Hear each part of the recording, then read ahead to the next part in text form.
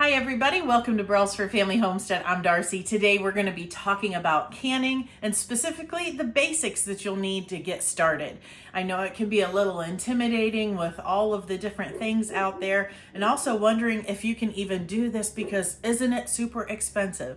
And it does not have to be. You don't have to have all of the bells and whistles and the biggest and the best of everything to get started. So I'm going to go over with you the things that you will need to get started and the different types of canning. Of course, you will need recipes to can, and you definitely want to use safe tested recipes, but you don't have to go out and buy the books. A lot of the recipes are available on the Ball website or on the Center for Home Food Preservation. There's also another website, and I'll probably pronounce it wrong. I think it's called Bernadine. It's a Canadian website. They also have recipes there. My favorite books are this one and this one. Both are from Ball, but a lot of the recipes in these two books are on the Ball website, which I will list below. There is this book from the Center for Home Food Preservation, and it's okay, but I don't find it as easy as these to find and follow recipes, and these are all available on their website and you can print them out. So you can get these recipes that are safe and tested without spending any money on the books. So that is great. So you're also going to need jars. We're going to go over canners and all of those things, but the jars, there are a few different kinds. I will put some pictures here. You have quart jars and they have regular and wide mouth. And so this is the regular mouth. This is the wide mouth for the quart jars. And they have regular and wide mouth in the pint jars too. So these are the pints. Now they will both can the same. You just need a different lid. So don't worry about if you can source the wide mouth or the regular. Both will work. Both have the same time and all of that. There's sometimes just one is easier to find than the other. And I do prefer wide mouth for some things like say pickles, or if I'm using them for dry storage, things like that. And then there's also, this is called a half pint and this is called a quarter pint. And these are generally used for jams and jellies and things. I've used these for hot sauces. I don't use these very often at all, but these, my most used is actually the quart jar, just because I'm feeding my family of 4. And so the least amount of lids and jars that I can use at a time is helpful to me. When you buy jars, you will buy them if you buy them brand new, they're available in cases of 12 and they will come with lids and rings. And that's the next thing I want to show you. I use Superb lids, but there are a number of different brands out there. I previously have used Kerr, Ball, and Golden Harvest. I was using Ball mostly exclusively, and I started having a lot of problems with them, so I switched to Superb lids. And so these are their wide mouth lids. Let me take one out for you. So you can see that they are wide like this and fit perfectly on a wide mouth jar. Now this is a regular mouth lid, so you can see them side by side. They're both Superb lids. So I keep mine in this here because I buy my Superb in bulk now, and so I don't have a bunch of boxes like this for that size. Now you will use these every time you can, but you will only use them once. It is not safe to reuse them. So if you're going to be doing a lot of canning, you maybe want to buy your lids in bulk or buy several packages of them so you have them all on hand all the time when you're wanting to do canning. Now you'll also need rings.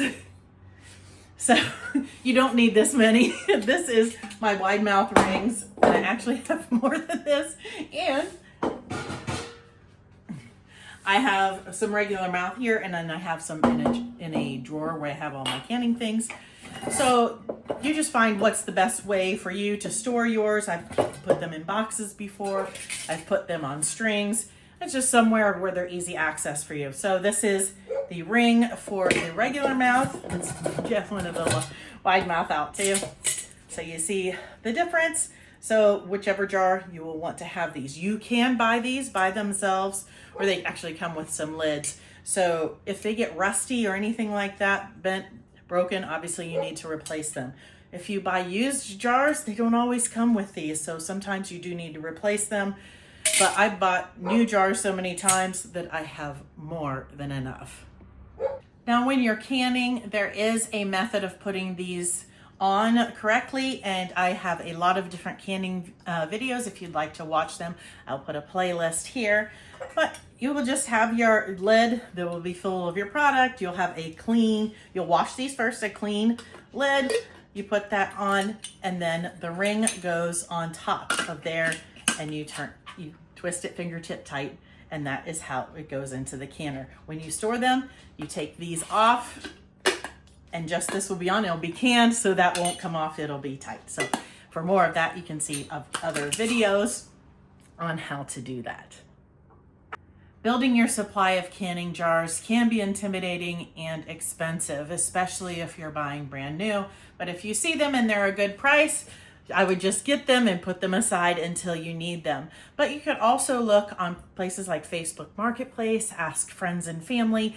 Sometimes you'll find people who have been canning for a number of years and have just decided not to can anymore for various reasons. I have done that a few times. I've been blessed to find friends, maybe their grandma was a canner and she was getting rid of her things. A friend of my mom's was downsizing her canning jars, and so I was able to buy them at a great price in bulk. So I have a lot of jars, so I haven't bought all of them new. So those are some ways that you can source them. But obviously to do canning, you will need canning jars. Then you will need a canner, and I want to show you the few that I have. Most likely you're going to start out with water bath canning, and it is what I would recommend. Try that first before moving on to pressure canning. The canner you will see most often is one of these, and I'm going to tell you that I don't really like these. Just because that's the only use for them. I find that the enamel does chip and then rust very easily, and then you have to replace it. So I just don't like them. Also, if you have quart jars in them, then often you'll be making a mess because it will be boiling over to have it full and at a rolling boil. So what I suggest actually is using a pressure canner without the gasket. Let me explain. Using a pressure canner as your water bath canner is another way to have more bang for your buck. So you don't have to invest in two different canners. You can use one for both. But you will need a taller one like this. This is a 22 quart Presto, I believe. And so in the top is this black gasket here. And so I just take that out, and then the lid can be put on as normal for water bath canning. I fill it with water, put the jars in, and follow the process. Now you do need to have a trivet in the bottom of anything you're using, because you can use a regular stock pot as long as it is tall enough. It's going to be pretty easy to do that if you're just using pints or the half or quarter pints. With quart jars, you are going to need a taller stock pot, and you do need to cover the jars by at least an inch of water. So you measure it before you get started and find out that it's not tall enough. So you need a trivet of some sort in the bottom. So your canner, your pressure canner will come with one of these. So if it fits in your pot, that's great. If you don't have one, some people say to use a towel. I have never done that, but I have taken rings and tied them together so that they will make almost like a circle that fits in the bottom of my pot, and you can use that as a trivet for your canning. You need to have something between the bottom of the jar and the bottom of the canners. But if you're using something like this, it comes with one. So I can use this and can quarts or pints or whatever I'm going to use, and that way I'm only investing in one canner. But if you have the ability to invest in more than one, I'm going to show you my favorite one for water bath canning. This has become my favorite canner to use for water bath canning, and I do have a video about this canner, how to set it up, how to use it, and everything that I will put here. It is called a steam canner, and I love it. It is so much faster and easier than having large pots of boiling water. So this takes a few quarts of water is all. In the bottom, it fills up to right under the height of this trivet. You put your jars in here, you put the lid on, it brings it to a boil, and it has a dial here that tells you when it is up to temperature. The video will tell you all about it, but it takes a few quarts, and so it heats up way faster then you're talking several gallons of water in some of these pots. So that heats up your kitchen more, puts more steam in your kitchen, and it can make those pots so heavy to then dump out the boiling water. So I really love the time and the energy in the hot, sweaty kitchen that this saves me.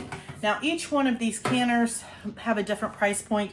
This one, I'm not sure what it is today, but I'm going to guess it's around $55, somewhere around there. It can fluctuate a little bit. I definitely think it is worth it. I use it a lot. That black enamel one is a similar price, and I don't like it anywhere near as much. And this steam canner holds the same amount of jars that black enamel canner holds. Now, the Presto pressure canner I showed you, I did buy that off of a friend's mom used. So, but I think new in store, those are probably about $125 for that size. But you can get smaller ones, and I'll show you my other one. Now, you absolutely do not need multiple pressure canners, but you also can have multiple pressure canners. I like to run more than one canner at a time if at all possible, but my stove allows me to do that. So you may not be able to do that. I know in stoves that I've had before, I had like an overhead microwave, and it only allowed me to use one burner for canning because of the height of the canner. So you do want to check that out. You may not be able to use certain models or use more than one. So this one is a lot shorter, but it will still hold 7 quarts to can. That Presto holds 7 quarts, but it can can more pints if you're doing pints, because you can double stack and all of that. You can't do that in this small one, but so this builds pressure faster and that kind of thing. So I do like it for that. It is, I actually have 2 of this. It is by Miro. The other one I have is a bit older. It's a different model, but it's shaped the same.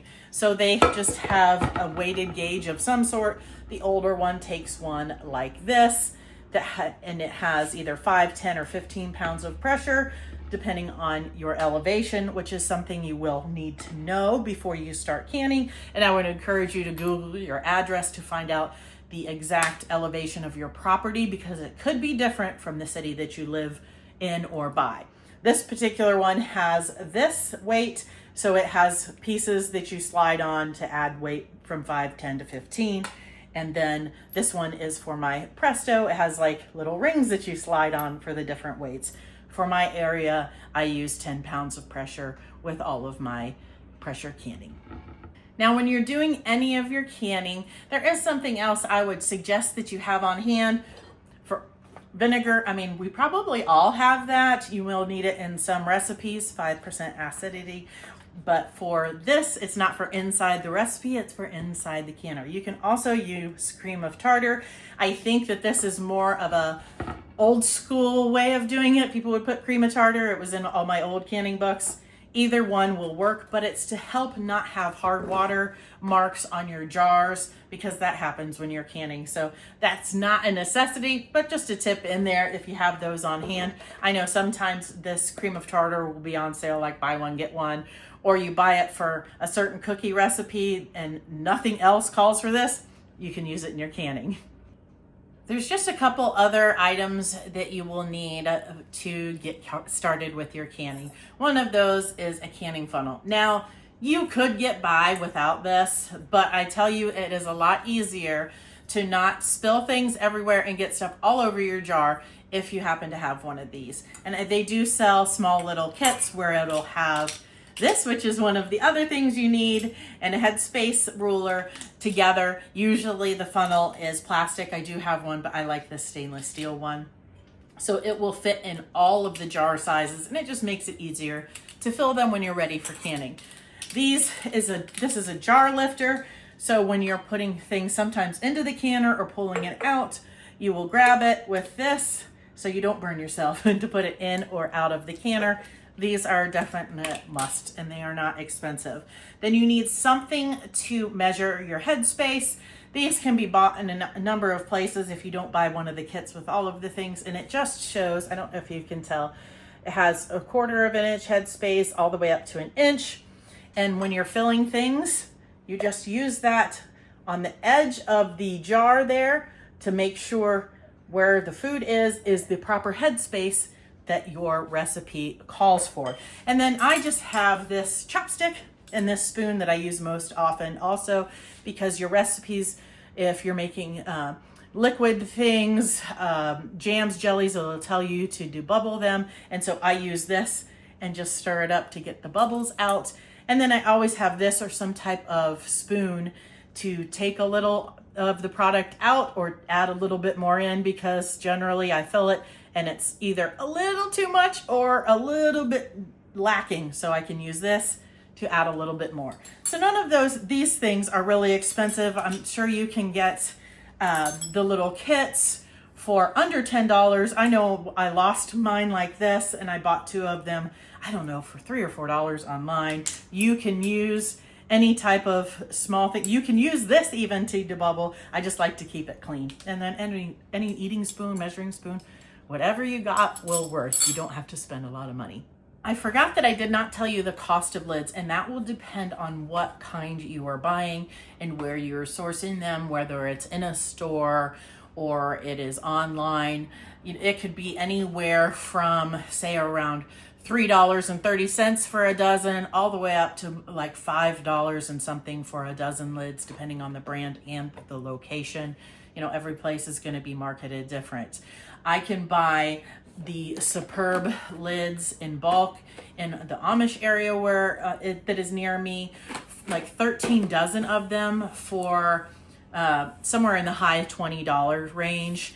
I was able to get these in another store for, say, like $3.50 or so. And last I looked at ball lids, they were about $3.50 for 12 regular mouth lids. The wide mouth are a little bit more. So that's going to be your running rate. I can't tell you anything about some of the off-brand, like, Walmart brand or something like that. I can't vouch for those at all. I've never used them. I just choose these because they don't fail and I don't want to waste my food. I want to share a couple more items with you that are not necessities, but I really, really like them and I use them a lot. If you are planting a garden or buying things in bulk somewhere to do canning, these things will be very helpful for you. Now, this is a 22-quart roaster, and I'm going to be honest, I have 2 of them. You can usually get these on sale after Thanksgiving. You can find them on Facebook Marketplace after that time, people getting rid of them, but I really love it. Not only can I cook my Thanksgiving turkey in it, I make bone broth in this because we raise our own chicken, so I can make a lot at once. I can heat it up in here as I'm filling up jars. I can keep jars hot in here because in most recipes, your jars do need to be hot. So if I'm doing a lot, I can fill this with water and keep my jars in here and keep them warm. So I do use this a lot. They can be, well, if you buy them used, you can get them pretty inexpensively. You can get them probably for somewhere between $40 and $60 new, depending on the brand. I've bought one on Amazon, and I think I bought one in store at like Kohl's or something when it was on sale. Definitely worth the money. One of my other favorite tools is this kettle. My mom found this in an Amish store for me, but I did find where it comes from, the company, and I do have a link for that below. This will hold a full 7 quarts of liquid. So when I'm doing bone broth or water or something like that, I can boil it in here, and then it's very easy to pour into the jars. If I'm making pickles and making the brine and need this again, make it in here and easily pour it into the jars. I really, really like this. I don't remember how much my mom paid for it because it was a gift anyway, but it wasn't brand new. Brand new, I do think it's about $50, but it would be a great thing to ask somebody for if they needed gift ideas, because this thing is awesome.